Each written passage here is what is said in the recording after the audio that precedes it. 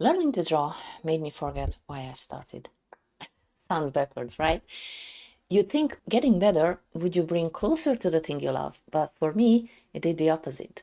Because I didn't start drawing because I wanted to master hands or perfect poses.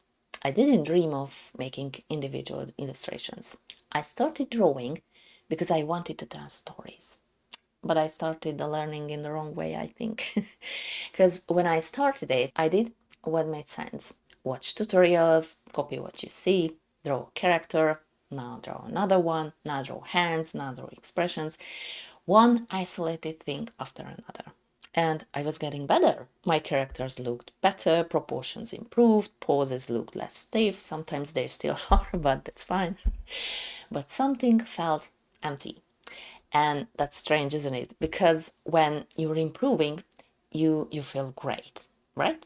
You're proud of yourself that you can finally draw things that seemed impossible just a short time ago.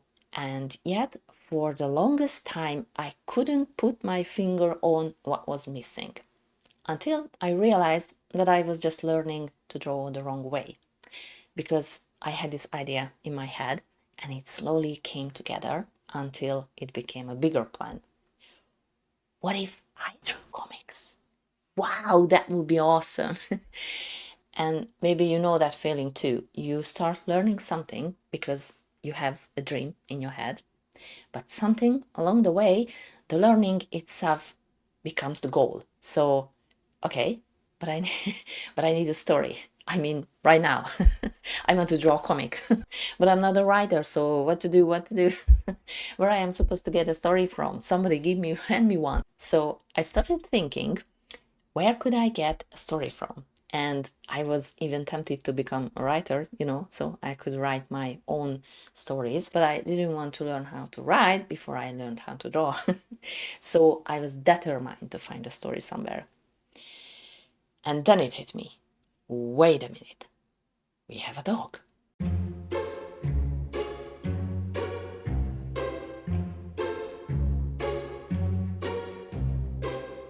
the dog is silly.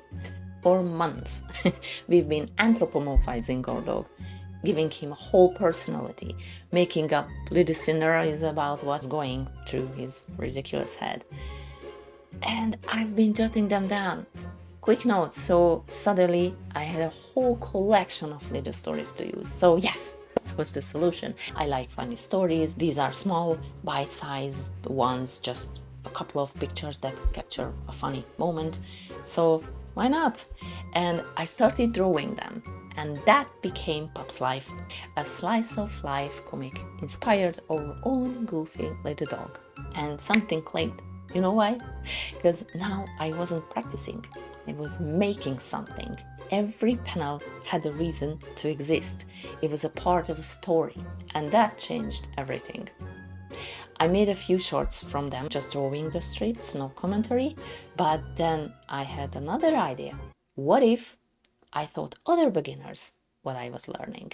Because when you have to explain something to someone else, you can just sort of understand it. You have to understand it properly. So I would help them and it would help me too. It felt like a win-win. So I started making tutorials, proper ones, and I loved making them. I really did. I thought they were valuable. People were responding, saying things finally made sense. But after a while, something fell off again. I was teaching, I was helping, but I stopped telling stories. The tutorials were good, but I stopped doing the thing that made me love drawing in the first place again. I missed making comics. So I started asking myself, teaching or storytelling? And then immediately I asked a second question. Why can't it be both? And then, okay, how can it be both? I wanted to make it so much. And that led me what I'm doing now. Teaching people how to draw better through stories. But there was another problem. Pop's life was mostly about, well, Pop, a dog.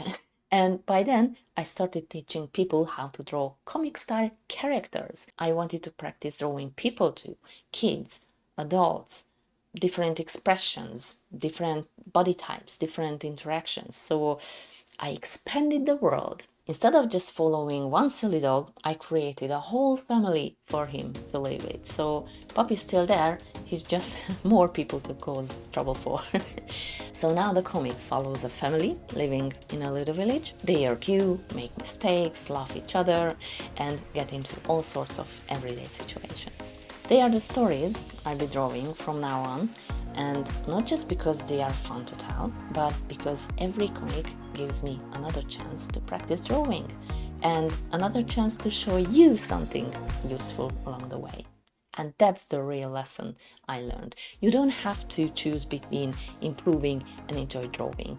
In fact, I think you improve the most when you are creating something you actually care about.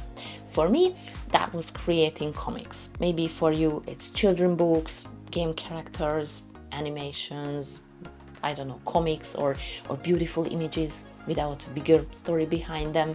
Whatever it is, don't lose sight of that dream. That's what makes all the practice worth it.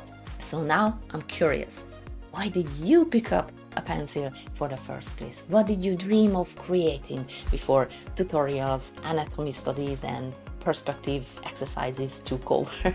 I'd really love to hear your story in the comments, so let's tell some stories.